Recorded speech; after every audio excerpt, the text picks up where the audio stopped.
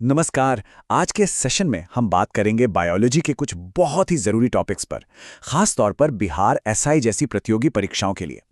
आज हम समझेंगे प्रकाश संश्लेषण और प्लांट हार्मोन्स के बारे में। कभी सोचा है कि पौधे आखिर कैसे सिर्फ धूप, हवा और पानी से वो एनर्जी बना लेते हैं जिससे पूरी धरती पर जिंदगी चलती है? तो चलिए आज इसी कमाल की प्रक्रिया को समझते हैं, एकदम शुरुआत से, यानी जड़ों से। तो आज का हमारा सफर कुछ ऐसा रहेगा। पहले हम पौधों की नींव यानी जड़ों और पानी के बारे में जानेंगे।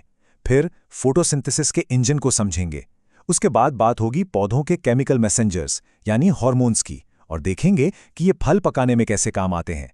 आखिर में कुछ जरूरी सवाल भी देखेंगे जो एग्जाम में आ सकते हैं। तो शुरू करते हैं पहले हिस्से से, पौधों की नींव, जड़ें और पानी। आखिर कैसे पौधे जमीन में टिके रहते हैं और पानी कैसे पीते हैं? अच्छा, तो पौधों की जड़ें भी अलग अलग तरह की होती हैं। मेनली 3 टाइप की हैं। एक होती है टैप रूट या मूसला जड़, जिसमें एक मेन जड़ होती है और उससे छोटी छोटी जड़ें निकलती हैं, जैसे आम या सरसों में। दूसरी है फाइब्रस रूट या रेशेदार जड़। इसमें कोई एक मेन जड़ नहीं होती, बल्कि गुच्छे जैसी बहुत सारी जड़ें होती हैं, जैसे गेहूं और मक्के में। और तीसरी है एडवेंटेशियस रूट या अपस्थानिक जड़। ये थोड़ी अलग हैं। ये पौधे के किसी और हिस्से से निकलती हैं, जैसे बरगद के पेड़ में आपने लटकती हुई जड़ें देखी होंगी। इन तीनों में क्या फर्क है, ये याद रखना एग्जाम के लिए बहुत जरूरी है।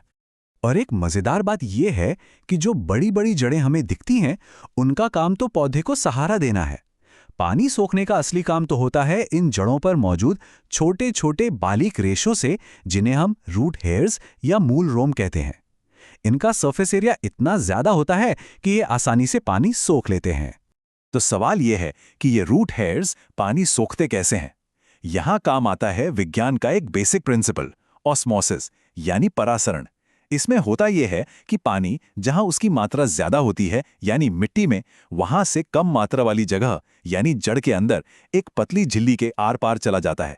बस इसी प्रोसेस से पौधे पानी पीते हैं। ठीक है, तो पौधे ने पानी तो पी लिया। अब इस पानी का होता क्या है? यहीं से शुरू होती है हमारी कहानी का अगला और शायद सबसे जरूरी हिस्सा, द फोटोसिंथेसिस इंजन, यानी वो प्रक्रिया जिससे प्रकाश से जीवन बनता है। देखिए, ये है वो जादुई केमिकल इक्वेशन। ये बहुत सिंपल है। पौधे हवा से लेते हैं कार्बन डाइऑक्साइड, जड़ों से लेते हैं पानी, और फिर सूरज की रोशनी की मदद से इन दोनों को मिलाकर बना देते हैं ग्लूकोज। ये ग्लूकोज ही पौधे का खाना है, उसकी एनर्जी है। और इस पूरी प्रोसेस में एक बाय प्रोडक्ट भी निकलता है, ऑक्सीजन। जी हां, वही ऑक्सीजन जिससे हम सांस लेते हैं। पर यह जो पूरी प्रक्रिया है ना, ये एक झटके में नहीं होती। इसके 2 मेन स्टेप्स हैं। पहला है लाइट रिएक्शन या प्रकाश रासायनिक अभिक्रिया। यह क्लोरोप्लास्ट के ग्राना में होती है, और जैसा नाम से ही पता चल रहा है, इसके लिए रोशनी जरूरी है। इसमें पानी टूटता है, ऑक्सीजन निकलती है और एनर्जी पैकेट्स बनते हैं। दूसरा स्टेप है डार्क रिएक्शन। इसे केल्विन बेंसन साइकिल भी कहते हैं। अब डार्क का मतलब ये नहीं कि ये अंधेरे में होती है, बस इसके लिए सीधे सीधे रोशनी की जरूरत नहीं होती। इसमें लाइट रिएक्शन से बनी एनर्जी का इस्तेमाल करके कार्बन डाइऑक्साइड से शुगर यानी ग्लूकोज बनाया जाता है। तो पौधे ने खाना बना लिया, बहुत बढ़िया।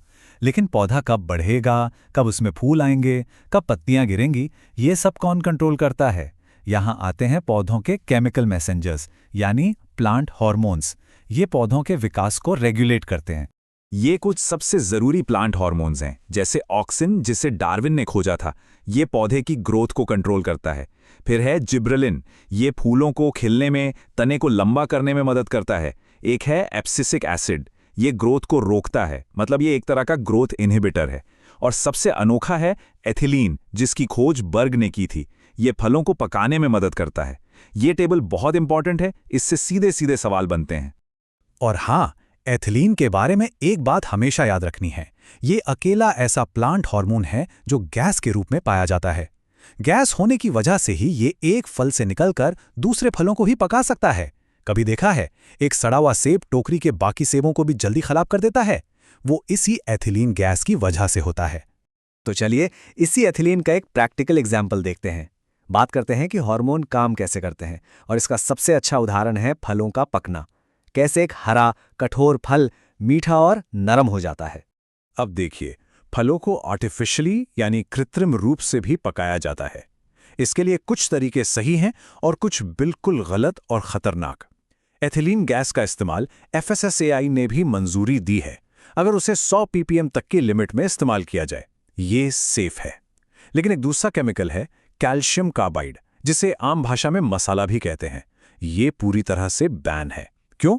क्योंकि इससे एसिटिलीन नाम की जहरीली गैस निकलती है और इसमें आर्सेनिक जैसा खतरनाक तत्व भी हो सकता है, जिससे कैंसर का खतरा होता है। तो ये फर्क जानना बहुत जरूरी है।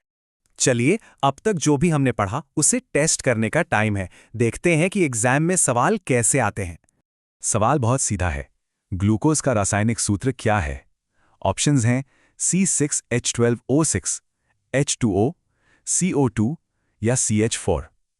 याद कीजिए, अभी हमने फोटोसिंथेसिस की इक्वेशन देखी थी। और सही जवाब है ऑप्शन ए C6H12O6।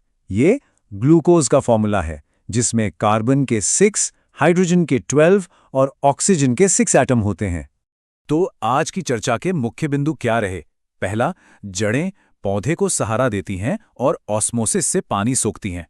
दूसरा, फोटोसिंथेसिस में लाइट, पानी और CO2 का इस्तेमाल करके ग्लूकोज और ऑक्सीजन बनती है। तीसरा, ऑक्सिन, जिब्रेलिन और एथिलीन जैसे हार्मोन पौधे की ग्रोथ को कंट्रोल करते हैं। और चौथा, फलों को पकाने के लिए मुख्य रूप से एथिलीन हार्मोन जिम्मेदार है। एक छोटी सी कोशिका से लेकर बड़े बड़े जंगलों तक पौधे वाकई में केमिस्ट्री के मास्टर हैं।